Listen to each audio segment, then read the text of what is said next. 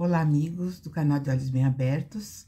Sou a Anísia Ontem e agradeço a todos vocês que vêm me acompanhando nessa jornada maravilhosa, que é a observância mais detida das palavras do nosso Mestre Jesus.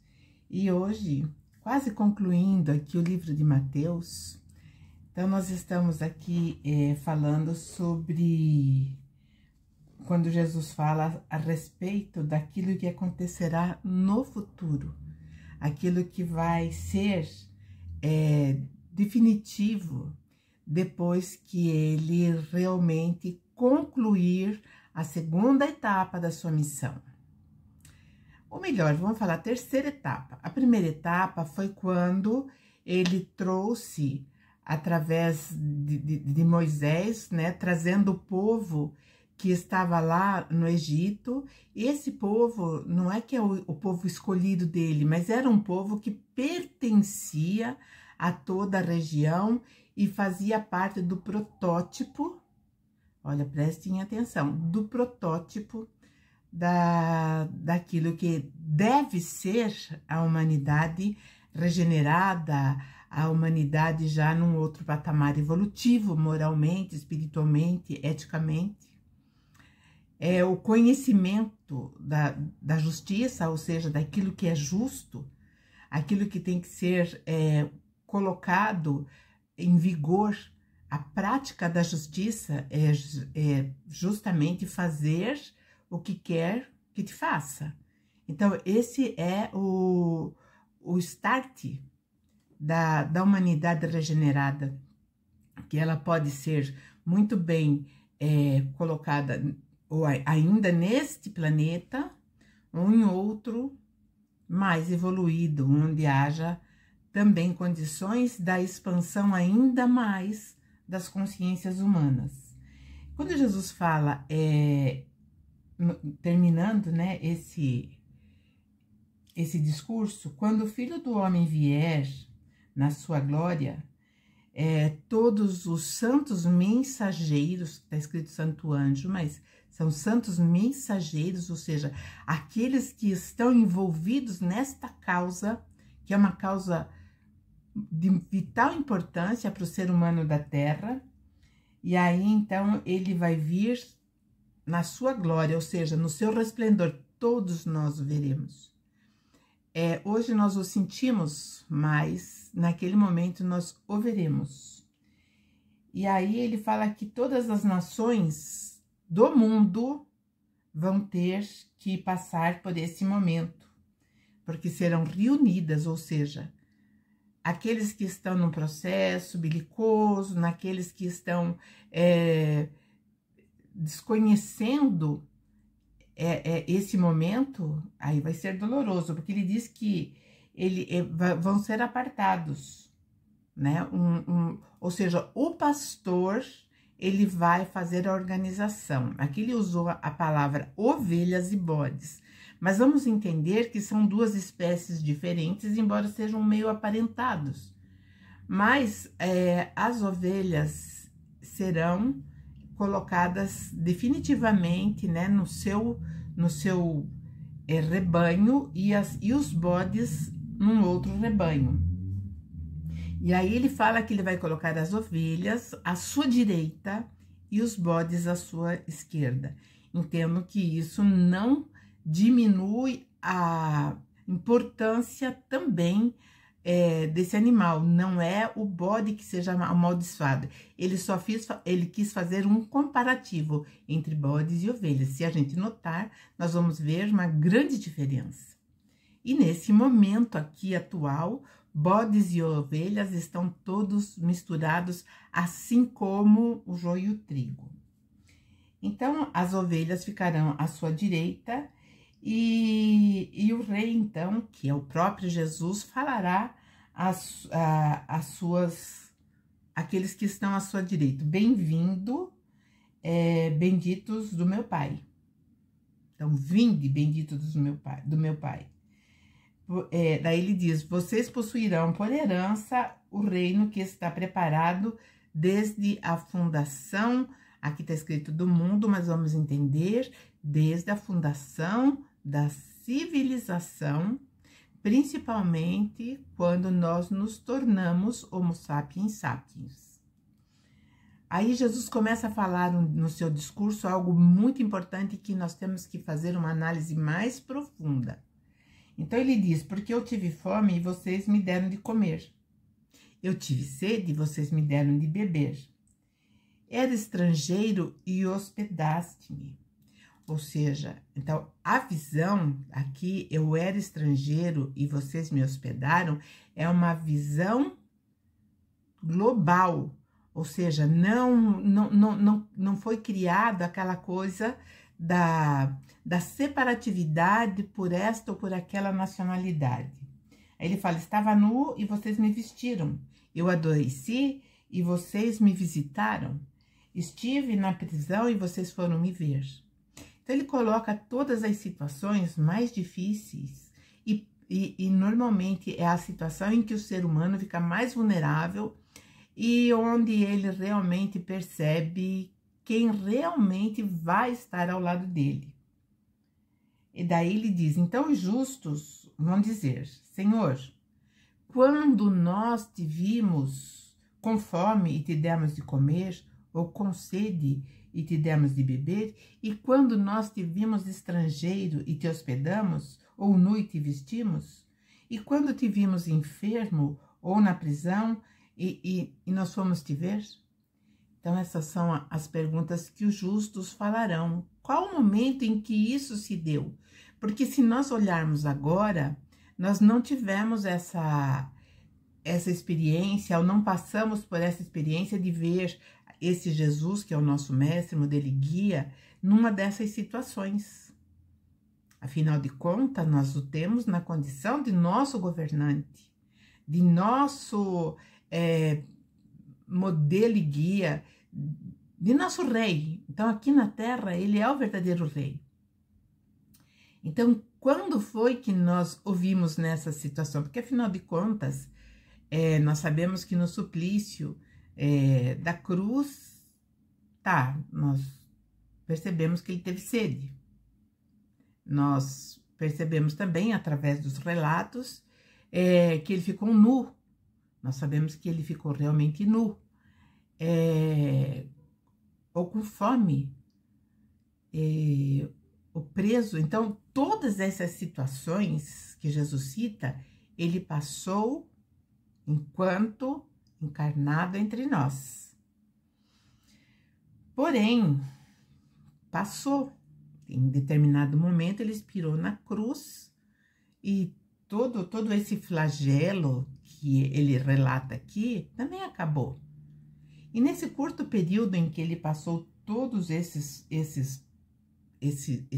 experiências tão difíceis, ele estava sozinho. Ele estava completamente abandonado. E aí, quando o justo pergunta, então Jesus está falando não daquele tempo, ele está falando desse tempo nosso atual. E esses ensinamentos de Jesus sempre nos levam a uma condição de reflexão, de raciocínio, de entendimento, mas principalmente de buscar aquilo que é a essência da sua mensagem. E aí, então, ele vai dizer assim, quando o justo perguntar, quando nós te vimos com fome, com sede, preso, nu, enfim, né, tudo aquilo que ele já expôs. E aí ele fala, quando vocês fizeram a um desses pequeninos. Então, quem são os pequeninos? Os pequeninos são aqueles que estão numa condição, momentaneamente, menor que a nossa. Quando existe uma vulnerabilidade que nós podemos, de alguma forma, auxiliar, que nós podemos, de alguma forma, minorar ou diminuir o sofrimento daqueles que estão passando por condições deprimentes. Então, isso é uma coisa, são fatos ou são acontecimentos que aconteceram e acontecem e vão acontecer. E qual será a posição daquele que entende o que Jesus disse? Muitas vezes nós temos pessoas completamente necessitadas de um prato de comida. E nós sabemos, olhando à nossa volta, andando pelas ruas, que existem pessoas que levam esse lenitivo, né, esse bálsamo, que levam o prato de comida. Existem pessoas que trabalham no bem anonimamente, sem nenhum alarde, e nós nem ficamos sabendo. Como eu sempre falo, o bem, ele é silencioso, ele não vem com estrondos. Então, é necessário que nós tenhamos em mente que existem no anonimato muitos seres atendendo a esses que Jesus vai falar agora, que são os pequeninos. E aí ele diz assim, o quanto vocês fizerem a esses pequeninos, é a mim que estão fazendo. Porque Jesus, ele é, vamos dizer assim, o pai da humanidade. O pai da humanidade no sentido de acolhimento, no sentido da responsabilidade de dar conta de toda essa população humana de uma forma minorando os sofrimentos. Nós sabemos que nem todos aceitam Jesus. E muitas pessoas o aceitam de uma forma muito equivocada. E aí nós percebemos que aqueles que têm a visão, aqueles que compreendem qual é a sua posição e qual é a posição de cada um elemento vivendo nesse mundo, esses são aqueles que lhe disse que são os santos mensageiros. Então, nós vemos, assim, pessoas que se disponibilizam para levar alegria àqueles que estão desenganados em hospitais, que vão lá com a sua presença levar uma alegria, uma esperança. E eu digo sempre assim, que quando nós levamos a palavra de esperança para o nosso irmão, nós estamos também nos potencializando dessa esperança e nos preparando para os momentos que vamos ter que passar, todos nós teremos que passar. Então, quando nós fazemos isso, nós estamos dinamizando o nosso próprio bem-estar.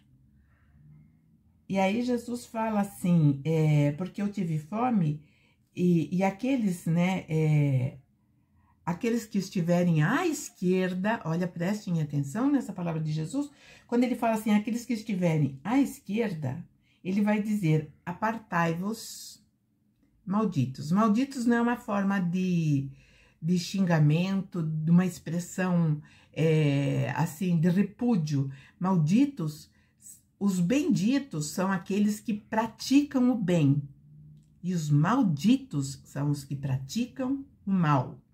Então, nós temos que entender bem essa conceituação desse vocábulo usado aqui na tradução que nós estamos trabalhando. Então, ele diz assim, apartai-vos de mim, preparados, e vão para o fogo eterno, preparados para o diabo e seus mensageiros. Nós sabemos que a palavra diabo, ela tem uma conceituação muito diferente daquilo que realmente é. Mas quando Jesus, ele usa essa expressão, que provavelmente no hebraico ou aramaico ele deve ter usado a outra palavra, então ele está se referindo àquele que sempre lutou contra a disseminação da boa nova que Jesus veio trazer. E esse, que é o adversário de Jesus, ele trabalha, sim, para o mal. Ele trabalha disseminando o mal, disseminando a dúvida, disseminando vontade do poder, do querer, e não respeitando a essência do indivíduo, a essência de cada um. Então, essa essência, esse adversário procura destruir de todas as formas. Então, vamos ver, nós andando pela rua, nós vamos perceber que existem muitos dependentes e que já perderam a sua identidade, que já se esqueceram realmente de quem são.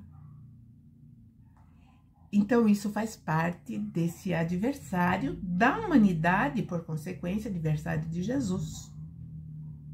Outros vão perder a identidade em outros tipos de vícios, os jogos, o vício do desligamento social. Então, a pessoa se isola e fica centrada apenas em si mesmo. Tudo isso é destruir a essência divina, porque somos filhos do Criador. E, evidentemente, que quando nós somos amortizados, a responsabilidade de Jesus é maior. Embora tenha muitos que queiram deliberadamente seguir a linha dos malditos, porque se comprazem em fazer o mal, entendem que fazer o bem para quê? São as pessoas que acreditam que talvez não exista nada depois dessa nossa experiência terrena. E tem até aqueles que acreditam na possibilidade de existir alguma coisa, mas que também não estão interessados em trabalhar dentro desse código moral trazido por Jesus. Então, Jesus fala assim que quando eu tive fome e não me desse de comer, ou seja, não me deram alimento, vocês não me vestiram, estava enfermo e também não me visitaram, na prisão também não foram me ver. E então eles responderão, esses que fizeram exatamente o contrário desse preceito de Jesus. Então ele vai dizer, né, cada vez que não atendemos a um pequeno sofredor, até o grande sofredor, então nós também recusamos o próprio Jesus. Então Jesus personaliza aquele que está necessitado no momento.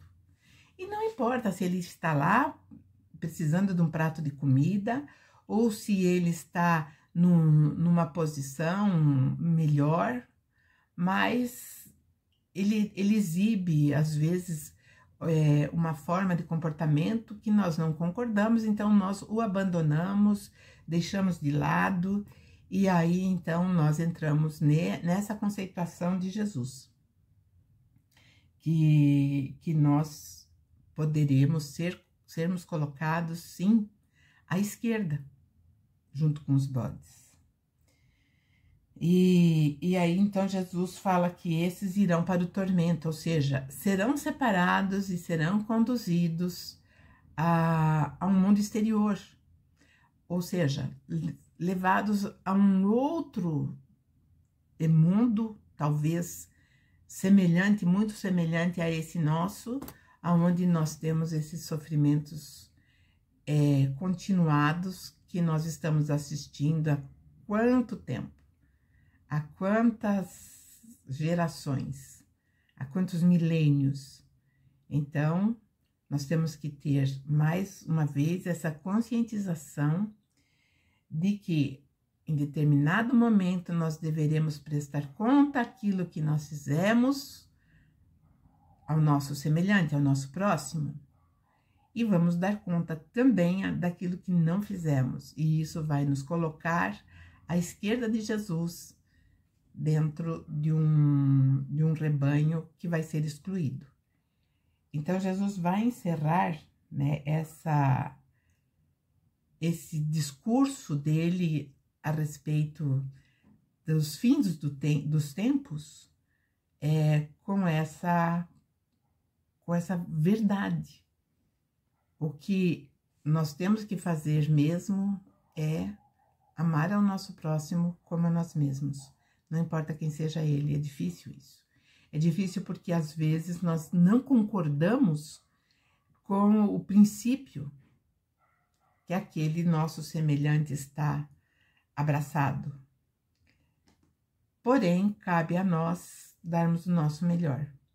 Às vezes, a ajuda, o ombro, o prato de comida, a visita ao doente, ao preso. Ao preso que Jesus está falando não é necessariamente preso lá na cadeia.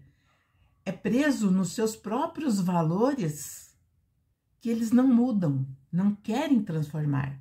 Então, são prisioneiros de si mesmos, de valores, vamos dizer, anticristos, né? Então, esses valores vão ser efetivamente um dia extirpados do nosso meio.